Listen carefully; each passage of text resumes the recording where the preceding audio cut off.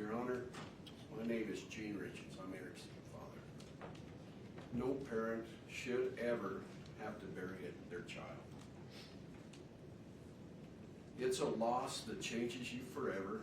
Eric was taken from us way too soon, and his loss has left a permanent hole in our family that will never be filled, ever. Eric was first and foremost an incredible father. To his three boys, Carter, Ashton, and Wes, his sons were his world, and he was theirs also. They didn't just see him as a dad, they saw him as their best friend, their coach, their mentor, their protector. He was present in every part of their lives. Whether it was soccer, baseball, basketball, or any activity that they were involved in. Eric was there coaching, encouraging, and supporting not only his own boys, but every child on the team. Eric didn't just coach sports, he built confidence. He built character and friendships. He gave his time freely because he cared deeply about helping young people grow into strong, kind, and capable individuals. The impact Eric had on these children and families continues even now. On the soccer team that he coached, before every game, the players gathered and called out a cheer. For many teams, it might be something ordinary. But for Eric's team, even 4 years after his death, they still break the huddle with the words, 1, 2, 3, Eric. That simple cheer speaks volumes about a man he was and the lasting imprint that he left upon young lives in this community. He was a light to his sons, to the boys he coached, and to our entire community. A light that was taken far too soon. Eric was only 39 years old. As his father, I miss him every day. I miss our conversations. I miss watching him grow into a man I was so proud of. One of the greatest joys of my life was seeing the kind of father he had become. Eric was patient, loving, dedicated, and fully present in his boys' lives. Watching him raise his sons with such care and devotion was incredibly meaningful to me. Eric was also an amazing brother to two sisters, a loving uncle, nephew, cousin, and loyal friend. He was a trusted business partner, a valued colleague, and a respected member of our community. He was generous with his time, his energy, and kindness. He treated people with respect, showed gratitude even for the smallest acts of kindness, and gave freely of himself, because that's simply who he was.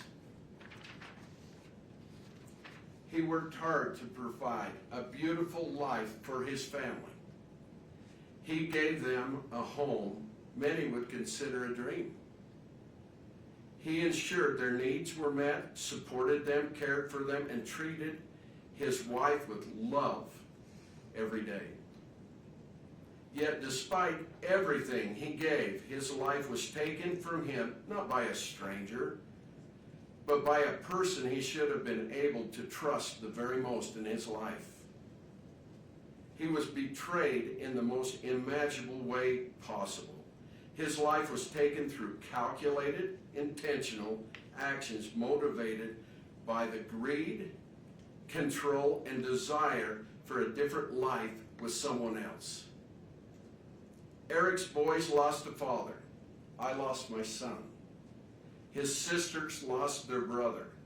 Our family lost a man who represented the very best of what a person can be.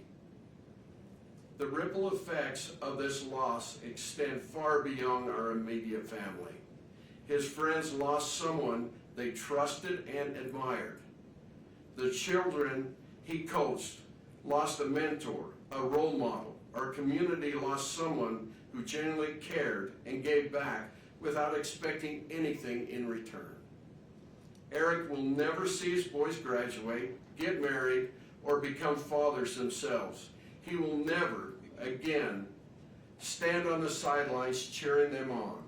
He will never offer guidance, encouragement, or love in any way that only a father can. That opportunity was stolen from him and from all of us.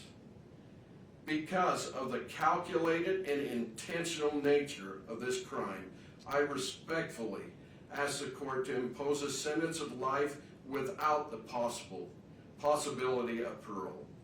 This sentence is important to Eric's 3 sons never have to live with the fear that the person responsible for taking their father could ever harm them again, and to ensure she can never harm anyone else ever again. Despite our immense grief, I want to acknowledge and thank those who have worked tirelessly to bring justice for my son. Eric was always grateful for others, showed kindness and dedication, and I know he would want to express sincere appreciation to those who gave their time, effort, and professionalism to seek the truth in this case. We are deeply thankful to the prosecution team, Margaret, Brad, Lindsay, Fred, Joe, Wendy, Patricia, and the entire staff who supported them for their commitment and their perseverance. We also want to recognize and thank Todd for his dedication and relentless efforts in helping us ensure justice has been served. We are also grateful to Grace Wardis for serving as a spokesperson and an advocate for our family throughout this process. We thank the Summit County Sheriff's Office, Lieutenant Hemingway, Detective O'Driscoll, Detective Hopper, Officer Woody, Officer Gibson, and all the law enforcement personnel who worked on this investigation. We thank the bailiffs who ensured the safety and the order of this courtroom. We thank you, Your Honor, for your patience, professionalism, and stewardship of this process.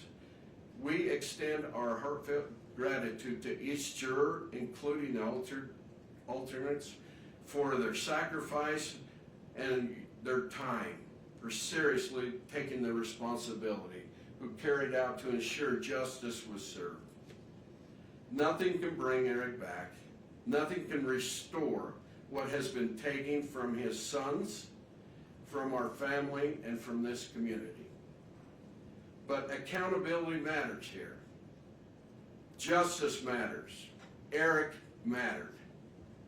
His life, his love mattered, his example mattered. He will always be remembered as a devoted father, a loving son, a supportive brother, a loyal friend, and a man who made lives of those around him better. We miss him every day and will continue to honor his memory by living with the same kindness and dedication that he showed to everyone fortunate enough to know him. Thank you.